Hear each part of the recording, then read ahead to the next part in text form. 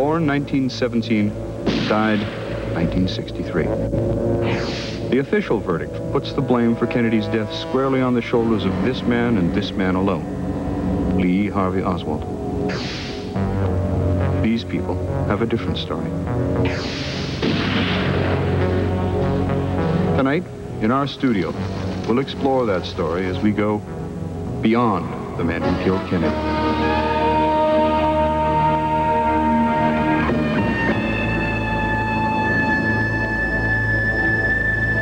Welcome back. I'm Ron Collister, along with Nigel Turner, producer and director of The Men Who Killed Kennedy.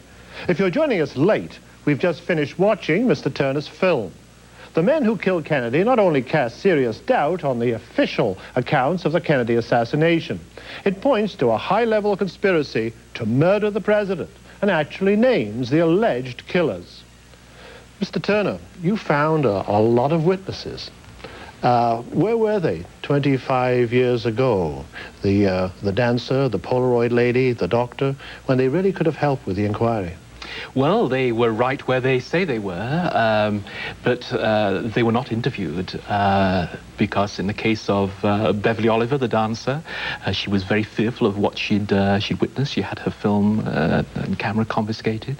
In the case of Gordon Arnold, he went off to Alaska, came back from Alaska, and then was fearful about speaking out because people had been dying, people had been disappearing, awful things had been happening to the eyewitnesses. And so there's a prevailing feeling of fear that you don't speak about the assassination if you have a viewpoint that is contrary to the official one. If you don't go along with the official verdict that Lee Harvey Oswald was the lone assassin, well then you're on dangerous territory, so keep quiet. And that's what they did. Was it their fear that produced the silence, or was it just a lack of interest in the investigation at the time about the information they had? Oh, I think there was a lack of inquisitiveness on the part of the investigators, certainly on the part of the Warren Commission, who only took any real interest in the people who subscribed to their view. All the shots had come from the book depository. And if you started talking about the grassy knoll and shots from another direction, then there was disinterest in what you had to say. Those people were ignored. Mm-hmm. And it's really very sad for a lot of those people because they've had to carry this emotional baggage for many years, knowing and being very sure in their own minds of what they saw and what they witnessed, mm-hmm. and yet not really being able to speak out about it. What is brand new, in my recollection, I've watched most of the discussion about the Kennedy assassination in the last 25 years, is the enhanced photograph. Do you stand by that? Do you think the photograph really does say what you say it says, that there are two men standing in the background and they are the people who did the shooting? Yes, we do. I should explain a little background to the photograph. Jack White and Gary Mack had worked many years on that particular piece of work, which I think in itself is not just a great discovery, but brilliant photographic work on the part of Jack White. Well, you must believe it's conclusive then. Do you believe it's conclusive? Well, obviously we had in our role as the producers of this film to put it to the ultimate test, and indeed Gary and Jack wanted us to do that. So it came under the scrutiny of various people, and one person in particular, a man called Jeffrey Crawley, who is one of the world's leading authorities on photographic forgery. Mm-hmm. And he spent many months devoting his sole energies to that one photograph.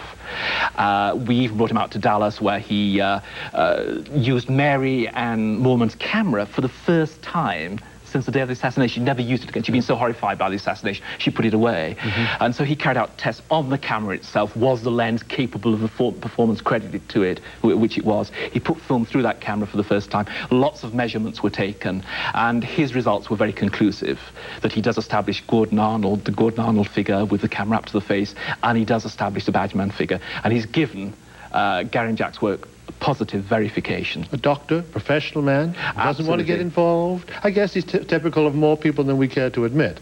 But is that what you're saying? That he didn't want to get involved at the time? I'm sorry, who is this? The doctor who had some views on it all. I think a lot of people didn't want to get involved at the time. They gave their testimony in most cases. Certainly the medical men did. And then they felt it was better just to remain fairly silent. What is one of the great medical stories, of course, is the moving of the body from Dallas to Washington, D.C. And you make a great deal about the fact that it was in a different coffin when it arrived. What is the meaning in all that? Is there some significance The body had been put into a new coffin and it hadn't stopped anywhere for that to be done?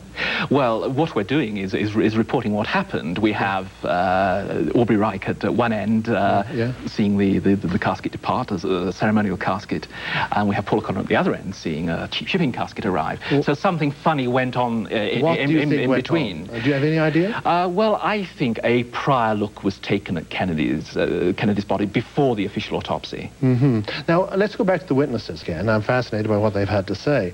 Do you think that their story loses credibility after 25 years, or it keeps credibility? A lot of people can forget in 25 years that something actually happened.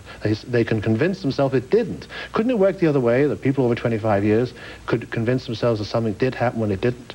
I think quite the contrary. I think for all those individuals that we interviewed, it was such a searing experience that what they have to say is as relevant today and as accurate today as it was when it first happened. But I think what has got to just reinforce this point, that for all these people to speak out, like Beverly Oliver, who's felt very threatened in the last 25 years, for Ed Hoffman, the deaf mute, who was told by his family to remain silent, otherwise something nasty would happen to him, to Gordon Arnold, who has not spoken outside his immediate family, apart from one interview which he unwillingly gave. And you say will never speak again, is that right? And he will never speak again. He's still afraid? He feels that it's a subject that is best not spoken about, that he's done it basically for his children, that he felt he should go on the historical record and do a proper interview in a production which he believed in. But he will not be interviewed again. In the film, he breaks up as you go away from him. I'd like to know what happened next. What happened after that? He indicates he's sorry that he did it. But you obviously talked him into doing it, and he stuck with that. But what happened after the interview? It was a very traumatic moment, as traumatic for us, I think, as for him. His children and family were in attendance for the interview. He recovered, and he decided that he was happy with the interview and that it should air. But it was one of those moments which was totally unexpected. Obviously, we didn't know what his reaction was going to be. And it has, in a sense, become one of those magic moments in television, where he was confronted with the reality of what he'd experienced 25 years ago, 25 years later. I mean, just a terrible experience. Another question I think is fair to put to you. Are you stretching the meaning of those photographs? Oh, not at all. I mean, we're totally happy with the verification and duplication work that has gone on by the experts in England. Mm-hmm. And I'm totally confident that Geoffrey Crawley, with his positive verification, is absolutely right. That Gordon Arnold is standing there with his camera, and there is the badgeman figure behind the fence firing the rifle. I don't want to get into all sorts of other theories, but I noticed there's no Cuban connection in your theory. And many of them, of course, did have a Cuban connection, that Castro was getting back at Kennedy and had him killed using mafia hitmen. Is there any reason for you not involving the Cubans in this? Do you believe they were involved or not involved? This is a theory that has been advanced. We haven't uncovered any positive evidence to support that. Certainly a lot of people believe that theory, but it's certainly not part of our scenario. How did you find these people? If they were hiding out and didn't want to be interviewed and hadn't been interviewed for 25 years, how did you do it? It takes great determination. And don't tell me about the British charm again, okay? How did you do it? I think we had a certain advantage by not coming from within the United States, and I think a lot of those interviews felt they could trust us more. And it's like any piece of detective work. I mean, you stick with it and you keep on pursuing it, and you hope at the end of the day that you're going to uncover the people you're searching for. And we had a pretty high rate of success. How many people did you interview? We interviewed 300 people, which I think must be about the biggest investigation outside the official investigations like the House Assassination Committee that has certainly been undertaken by a small group of individuals. Did any money change hands? No, I don't believe, and it's not parsimony, I don't believe in paying for interviews. I think in a case like this, it does tend to impinge, or can impinge, on the veracity of what people are saying. And I would much prefer for people to speak forth in honesty and not do it for monetary reward. So minimal money exchanged hands. So eventually most people of the 300 were willing to talk to you, is that right? Yes, we interviewed, we chose to interview in the end 100 people, so 100 people were put onto film. And yes, I mean, you can never force anyone into an interview because it's a totally pointless exercise. Okay, I guess there's a pattern there, 100 people who feel it's about time they spoke out. What about the others, the ones you tried to interview but wouldn't be interviewed? Was there a pattern to their refusal? Were they afraid? There were very few of those in the end. We were very persistent. We kept chipping away at the coalface, and we got most people to talk. So there were very few examples of that, so I can't really draw a conclusion on that. But did this fear continue, though? I think earlier on we were talking about a sense of fear in Dallas about speaking out about what you may or may not have seen. And we talked about Jack Ruby, of course, and the fact that he wouldn't say what he knew while he was even in Dallas. Does this sense of fear continue to this day? I think there still is a certain sense of fear. It's probably diminishing, but there is also a certain stigma attached to the whole thing, and it's a very sad event in American history, and particularly because of the enduring questions raised about the subject. Therefore, people prefer just not to talk about it, just let things rest.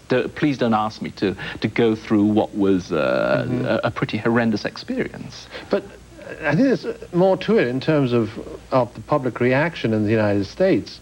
They have films like you have produced. They have lots of other programs and lots being written, which suggests that it really is time to reopen the investigation and have another hard look at it.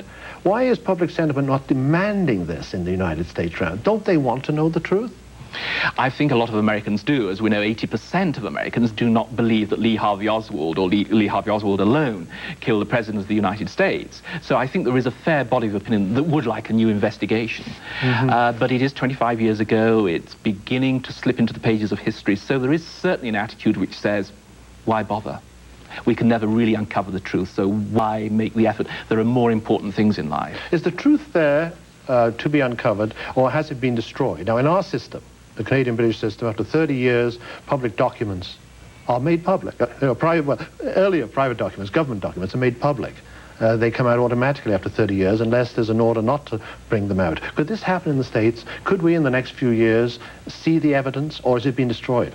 Well, there is the Freedom of Information Act where you can file and get certain pieces of information, but it hasn't been much help.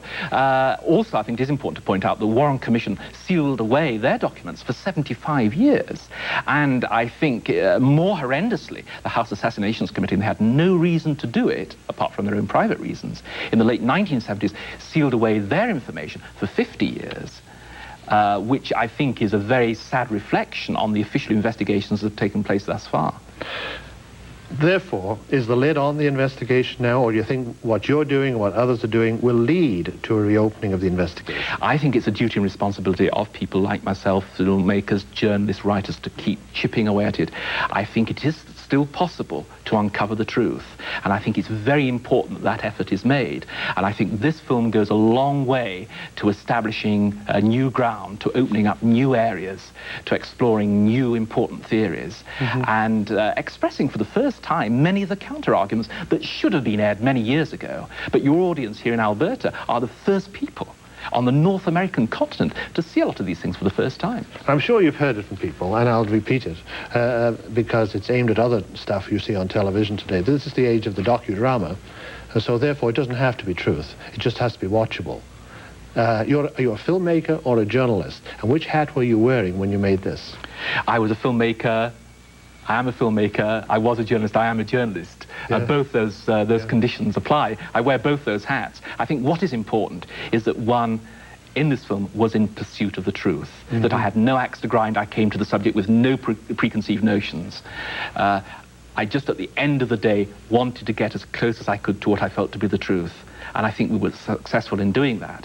That doesn't mean to say that there isn't more work to be done, but I think we made terrific progress in opening up new areas.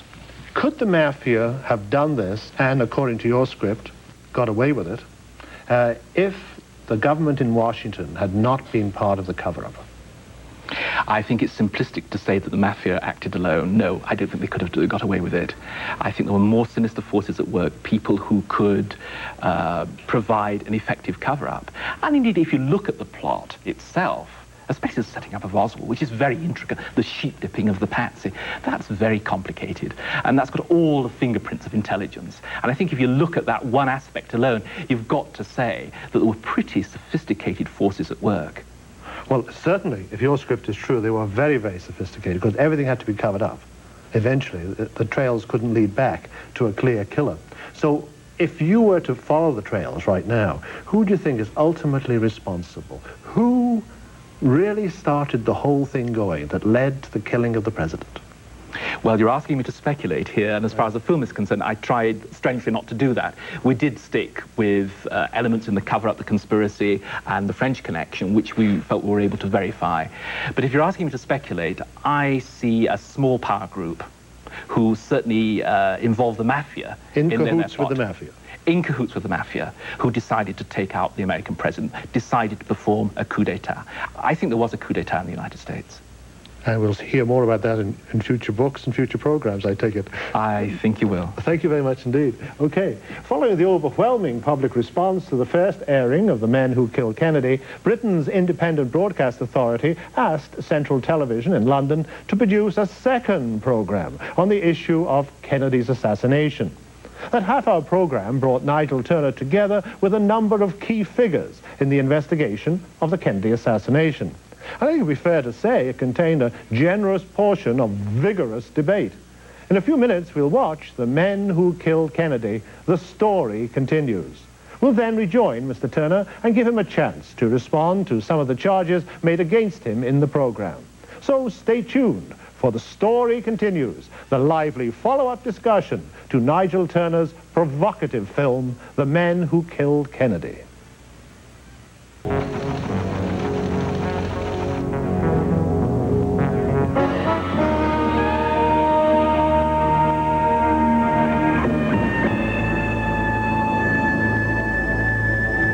Welcome back. If you've just joined us, I'm Ron Collister with filmmaker Nigel Turner. We've just watched a follow-up discussion to Mr. Turner's film, The Men Who Killed Kennedy, which we aired earlier this evening.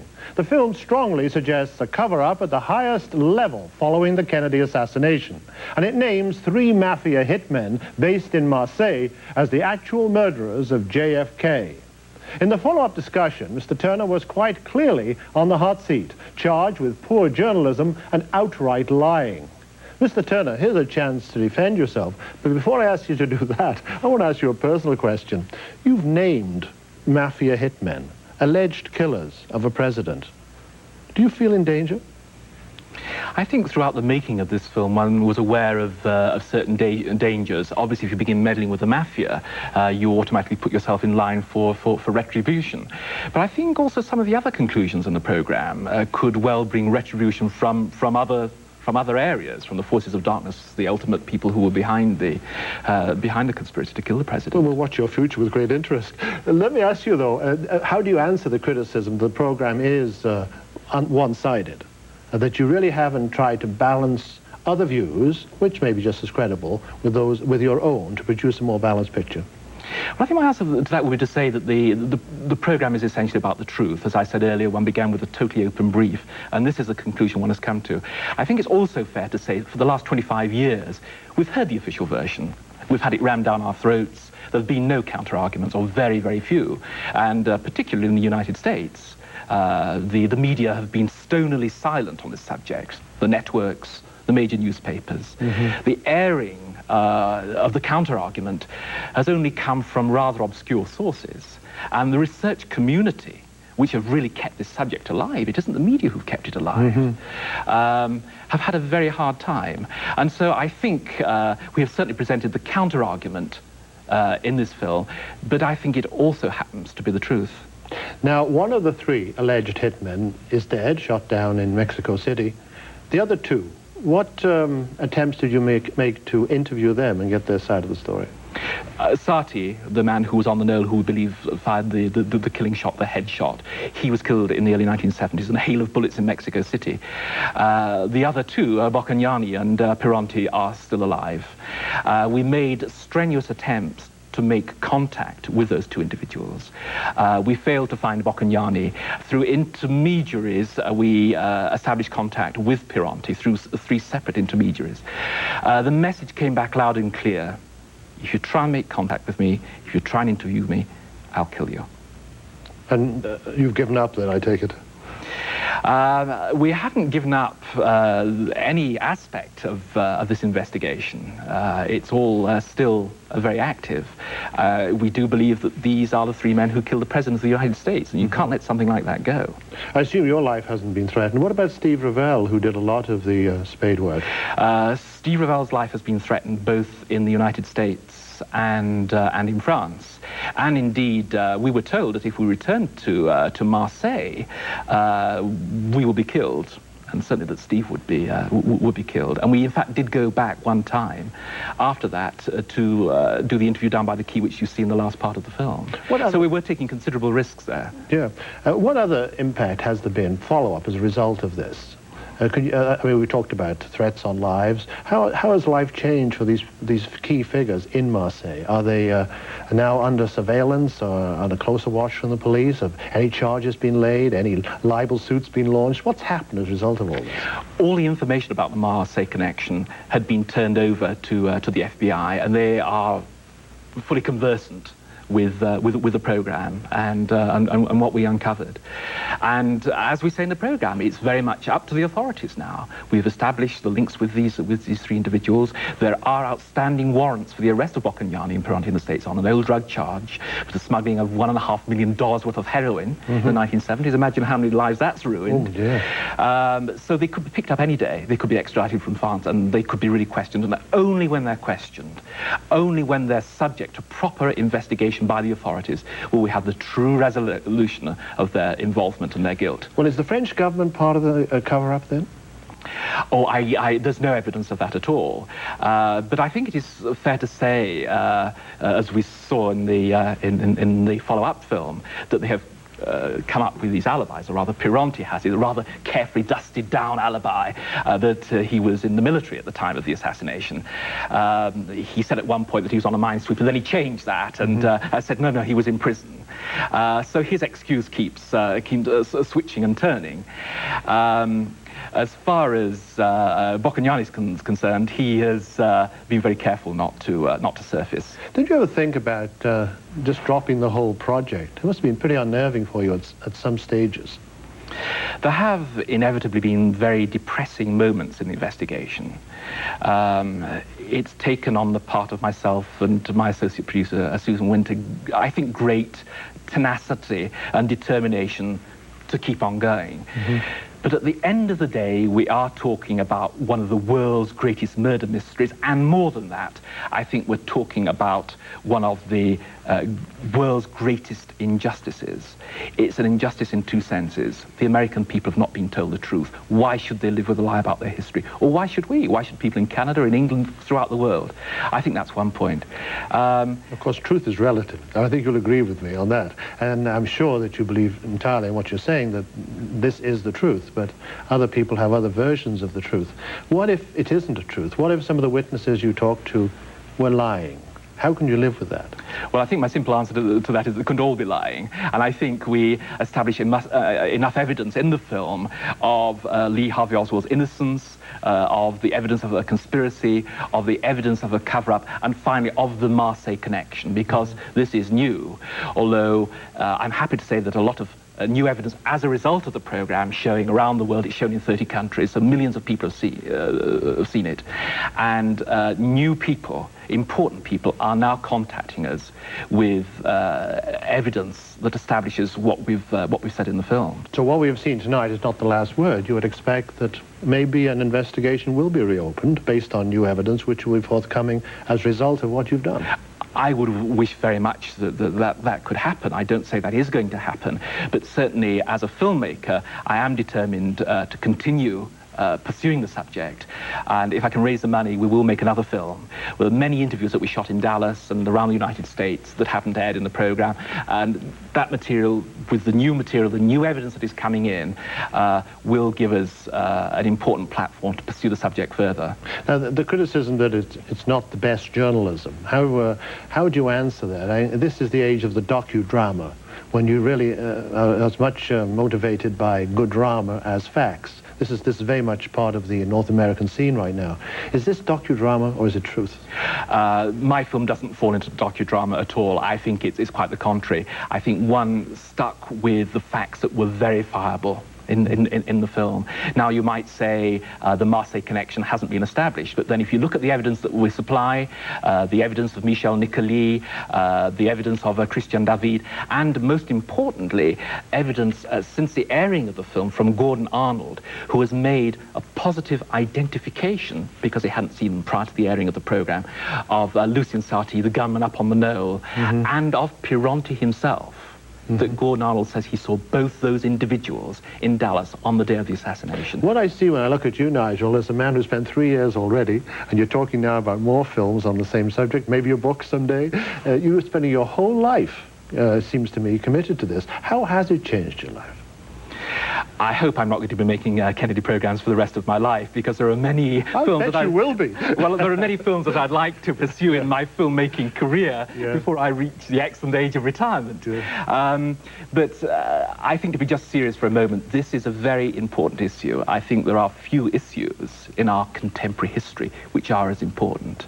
And I certainly feel a historical responsibility to continue this rather lonely path, because I think there are very important issues here that are still yet to be aired, and I think the truth should be told. I think the American people and people of the world deserve better.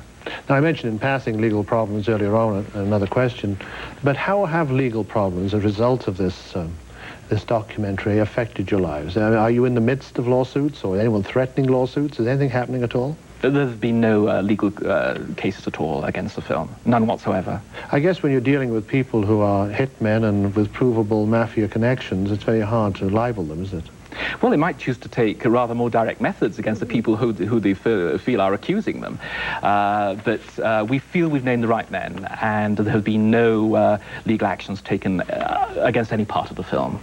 Do you think that your film has created enough momentum for a new investigation? I mean, that's a basic question. I'm sure it's the purpose, main purpose of your documentary. I think the American authorities are going to be very reluctant to reopen the case, but I don't think that's any discouragement. In fact, I think it's a positive incentive to keep on chipping away at the granite face. I think what the film has done, and I know this from the thousands of letters that I've received, not just from England, but from around the world where the film has been seen, that it has changed attitudes. That people have written saying, thank you for making this film, because these are the sort of feelings we've had about this subject for many years. So thank you for giving the counter-argument a proper airing. Lee Harvey Oswald didn't do it. Is that your conclusion? Lee Harvey Oswald did certainly not do it, and I think that is one of the greatest injustices of all, because he has a wife and he has 2 daughters who are still alive. And I see his wife is now changing her story. Well, Marina feels and has felt for some time that her husband was not guilty of the crime of which she was accused. So he was the wrong man in the wrong place at the wrong time. I'm afraid... Is that too much coincidence for you to ask us to accept? I think Oswald was the ultimate patsy. I think he was acting on instructions that day, but instructions that had no bearing on the assassination. He had no knowledge of a plot to kill the president. Did he know Ruby? On the evidence of Beverly Oliver, who appears in the film, I think there is some sort of connection there. I think Oswald, in the months before the assassination, was being sheep-dipped. I think he was a low-level intelligence operative and was being maneuvered this way and that way by the forces of darkness. And I don't think he really knew what he was doing. I think he was very, very confused at the end of the day, but I think he was just a very loyal, low-level intelligence operative. I asked you earlier in this program how you felt when you started out, why you did it, and all the rest of it. Looking back now, after 3 years of fevered investigation, do you think you've created a monster that's going to haunt you? And you'd rather maybe not have done it in the first place? I've never, ever regretted not embarking on the film. I'd like to think it's the most wonderful of monsters, because I think it is beginning to rewrite this portion of American history. And it seems very bizarre to me that a Britisher from thousands of miles across the Atlantic should be beginning to write American history. But I think that, in effect, is what we're doing. But I would like to know if you feel that you now have the truth about the Kennedy assassination, or is that still to be found? I think the total truth is still yet to be found. I think the ultimate question must be, who were those figures who were ultimately responsible for hiring the killers from Marseille? But so that part of the truth is still to come. Indeed it has. And I suspect that you're going to be trying to ferret it out for a long time. I'm going to be trying very hard indeed. Okay, well, thank you very much indeed, Nigel Turner. I'm afraid we're out of time, although we're clearly not out of questions about what must surely be one of history's most scrutinized events. A fascinating topic. Thank you very much, Nigel Turner, for coming such a long way to share it with us. Who assassinated the 35th President of the United States? Will we ever know? Perhaps not. But I think we planted the seeds of doubt this evening as we've gone beyond the men who killed Kennedy. I'm Ron Collister. Thanks for joining us. Good night.